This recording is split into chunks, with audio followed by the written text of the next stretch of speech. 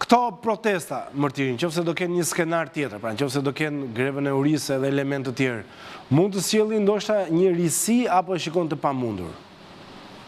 Jo, është e pamundur praktikisht, sepse edhe grevë urie po të bëjnë, sigurisht, greva e urisë do motivojë disa njerëz më shumë, sepse ka njerëz brenda opozitës, të cilët mendojnë që kjo është opozitë e shitur. Dhe Sali Berisha bën pazar me Edi Ramën, gjë që është e vërtetë, dhe nuk ka seriozisht luftën me qeverinë. Hyrja në grevurie do bëjë që disa prej këtyre zërave mendojnë që nuk që nga shitur, sepse këta po sakrifikojnë kanë hyrë në grevurie, që në fakt në grevat e urisë kudo në Shqipëri sa herë janë bërë thjesht është ngrënë, pra është gënjur sikur ka qenë grevurie. Në këto ku po këtë do bëjnë këta, sepse unë nuk besoj që këta janë gati të vetë flijohen për të mundur Edi Ramën. Por nga ana tjetër, çfarë do arrijnë me grevën e urisë? Do futen grevurie, do rrinë aty me ditë dhe qeveria do vazhdoj të jetë, se qeveria nuk mund të iki vetëm se rriti pa ngrënë.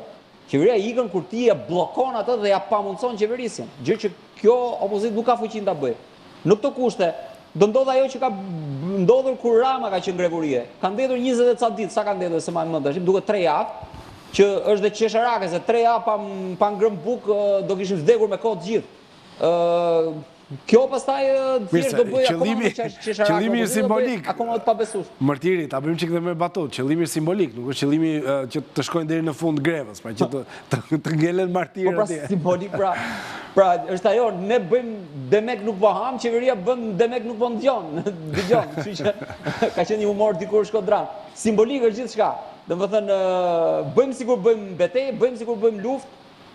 Beteja simbolike, ndër fakt hallet e shqiptarëve, problemet e shqiptarëve nuk janë hiç simbolike, janë reale, janë konkrete.